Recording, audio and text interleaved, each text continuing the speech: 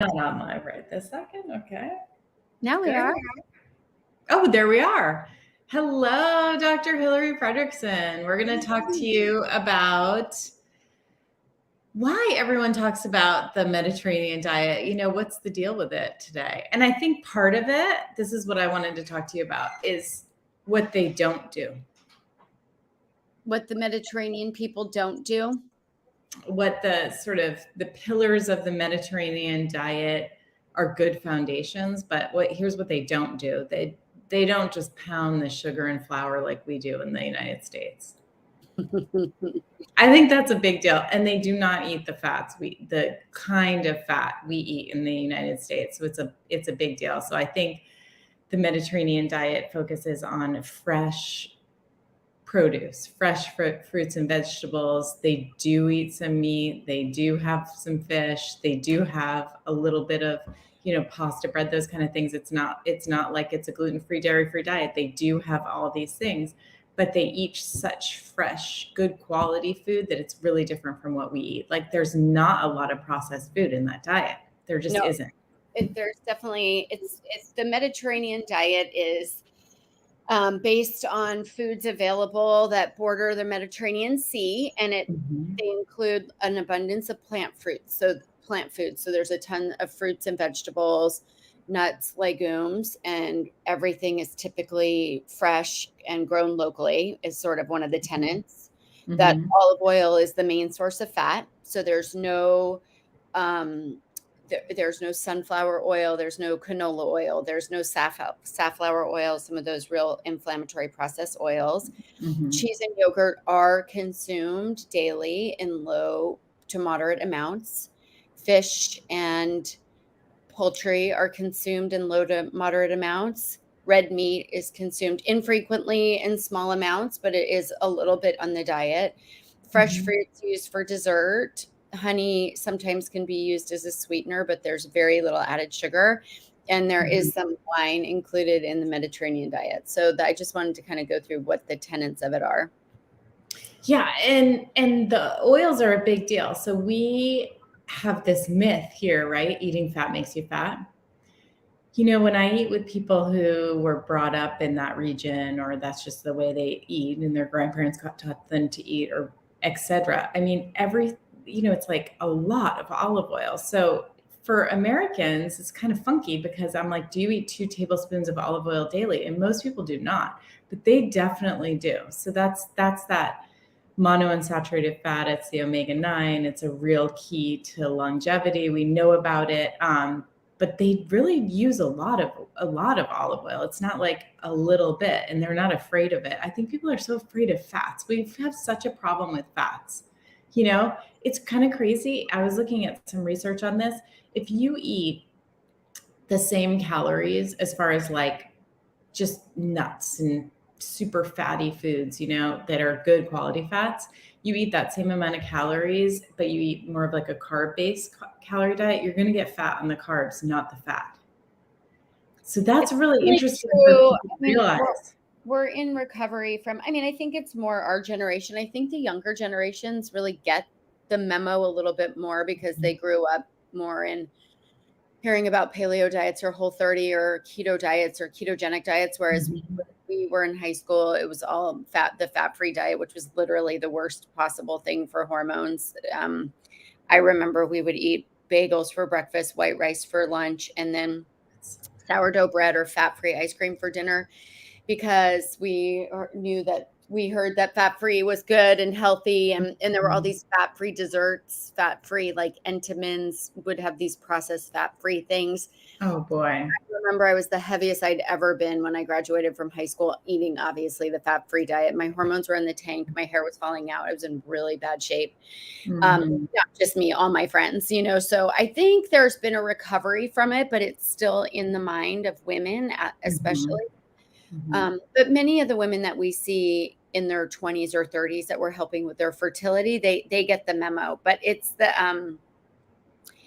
I think the women in our generation, as we're working on longevity, it's still like hard for them. Yeah. And I think it's because we eat carbs and our body gets this message of store fat, convert this into fat and store it. Whereas if you eat fat, it's just burning it as fuel. It's a totally different thing to the body. It's like we really interact with it differently. And I've told you this a million times, but a bunch of years ago, a nutritionist friend of mine and we realized that in those like tracking apps where you put your diet in, we're just way off the scale with fats. Both of us sort of randomly were just talking about this. And I was like, yeah, I mean, if I ate the fat in there, I would just be tired that they say like this low percentage fat is what you're supposed to get. And we both, the bars were way off in the amount of calories we get from fats a day. And it was really interesting. And since then, I've talked to so many other nutritionists about this too. And so that's just a problem, is that we just don't eat fat every meal and focus on fats, and if I get hungry, I don't want to eat that. I want to eat, like you said, the bagel or some simple carb, like pick me up kind of thing.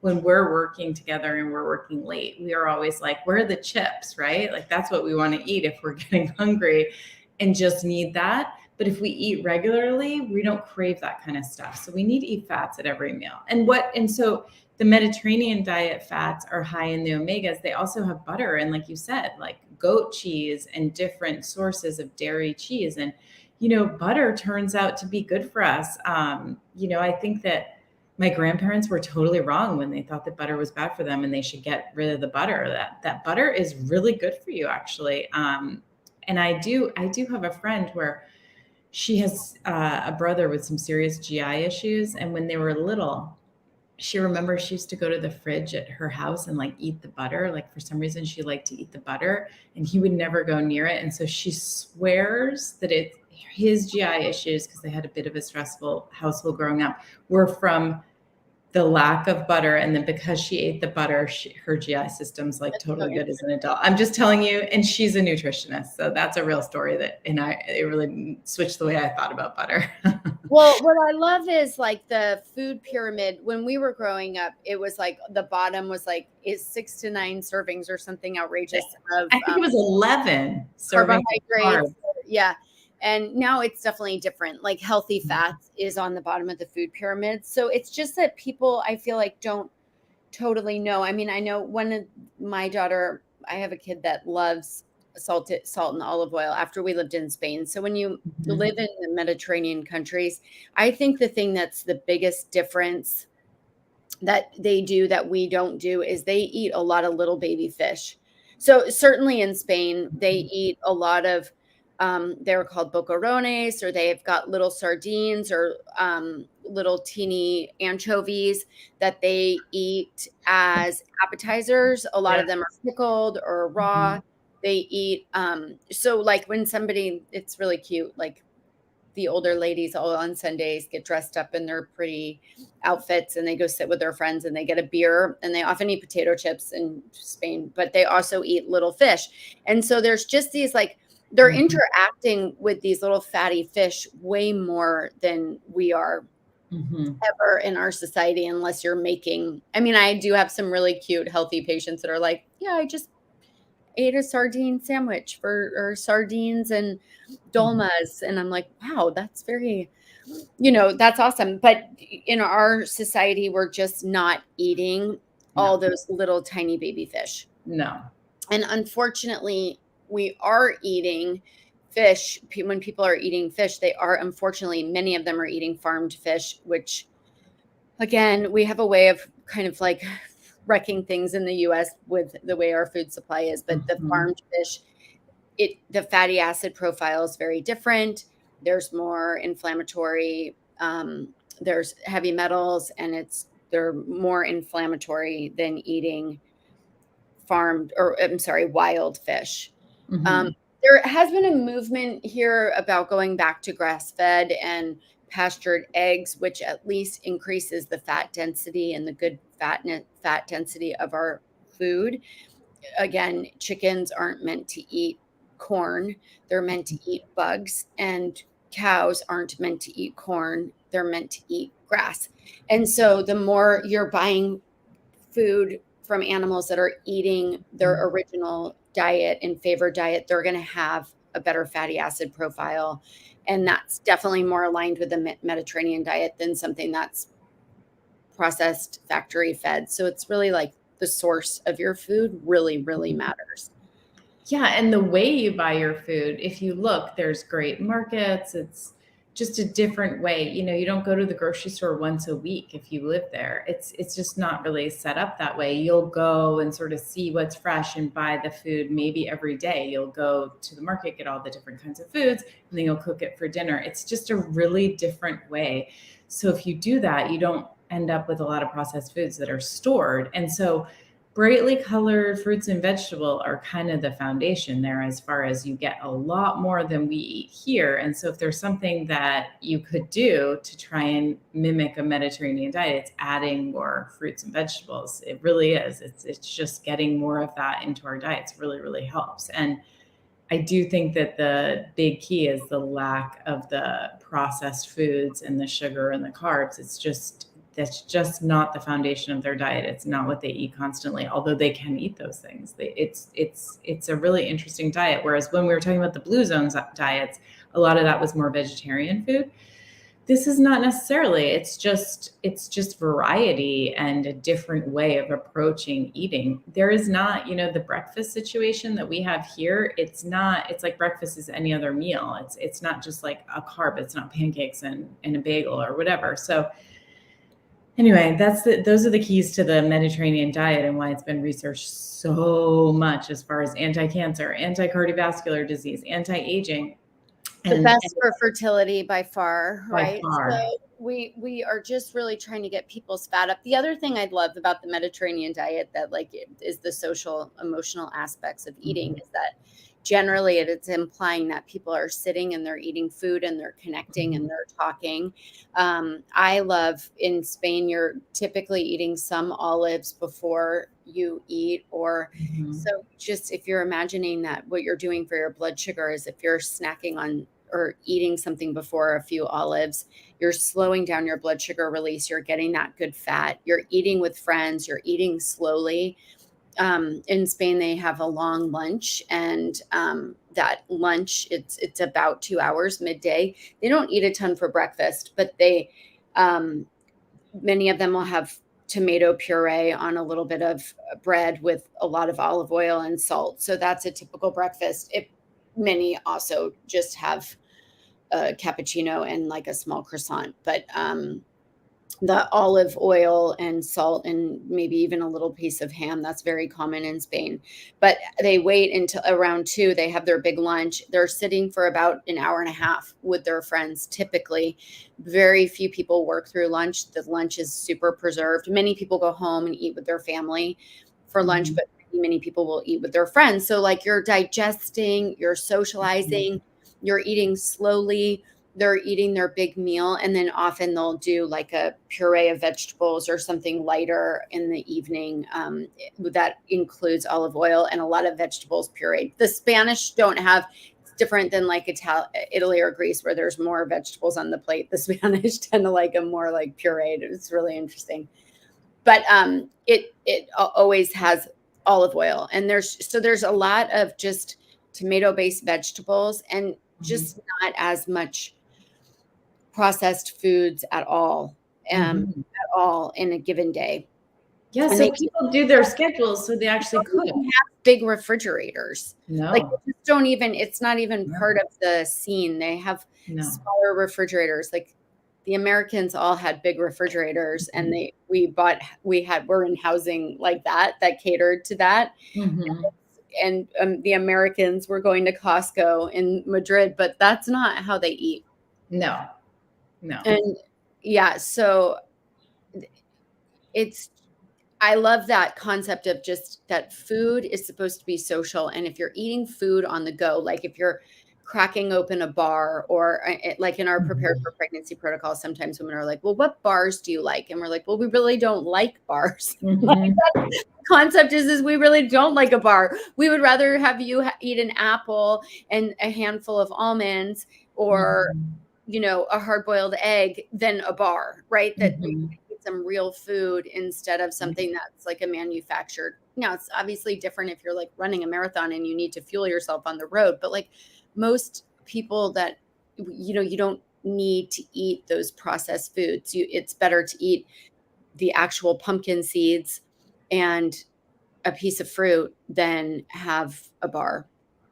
Absolutely. So it's a different way. It's not packaged food. It's just real food, the way it came, in a Whole Foods way. So that's like the key to that. And it is that thing of taking the time to actually cook and plan your meals. And it's kind of a nice lifestyle to go and decide, oh, that piece of fish looks good. I'm going to get that. Here's my salad. Here's my, and then I'll cook it for my family and friends. It's so nice. It's a great thing. We should all be striving for that. So maybe today or this week, what you can do is really look at where are you getting what are your oils? And I know that for many of my patients that are trying to, and our fertility patients that are trying to lose weight, I just say, if you go on the back and if it has sunflower, canola, safflower, and there are so many organic snacks that you can buy that cost a lot of money and they're very high quality and they still have the junky oils in them. So it's palm oil, just avoid it. The concept is really anything that's boxed or bagged in the United States is going to be pressed with some sort of oil that's not awesome. And it's adulterated in some way that causes some degree of inflammation. And so if you can just try to work that out of your diet and bring in more, if you're craving a quick snack and you can open up some goat cheese and dip some carrots or red pepper in them, or just the difference of nutrients that you get from that versus if you're eating, whatever, a cheese stick that's covered in plastic and crackers that are, or I can't even with what gets sent with food with kids and kids snacks. Like it's so crazy. It's so toxic. So many of our foods there's so much sugar in everything that children are fed here. It's horrible. It's really inflammatory oils. So like these guys, the Mediterranean diet just does not have the inflammatory oils at all. It's like it doesn't exist.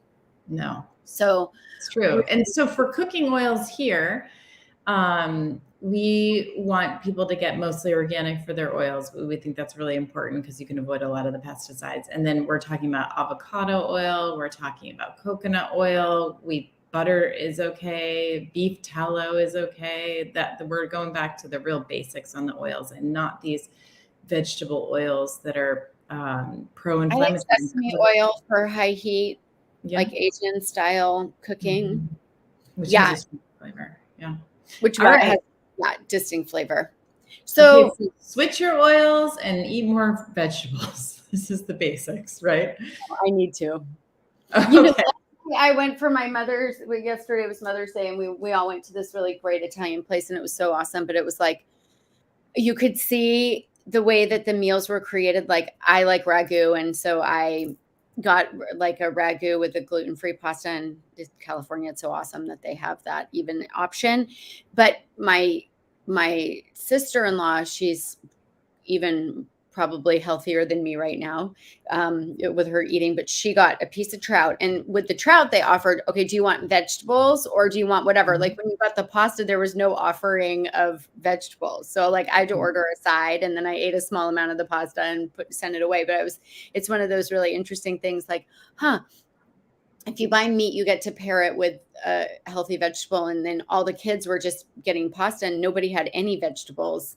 So it's like, it's also just thinking about how you're ordering, right? That like you're getting enough vegetables in wherever you can. Anyway. All right. Diet. There's some good P6 on diet as far as getting a farm share, going to the farmer's market and like really getting the vegetables on the plates. They're really important. It needs to be half the plate, right? Half the plate. Definitely. All right. Half the plate. So great if you're buying them from a market and not like from a plastic container from Costco or something, right? So like it's the summer, we're moving into the gorgeous summer months, like try to find a farm share, try to find a farmer's market. And just you're going to get so much joy from buying your food that way. If Mhm. you're watching this in your local in California, almost every town in Northern California has like at some point there's a farmer's market. There's one in Marin, there's one in the mall, there's one in my town. Mhm. Like every little town's got one a different day. You could literally go to a different market. And And yours are going now? Ours haven't started yet. We have about 2 more weeks to even 4 more weeks till they're really going. we're on. It'll be interesting to see some of the crops got a little screwy with all the water. But Mhm. whatever. We're in California. Buy fresh food. You can do it. It's really awesome. All right. See you. Everybody.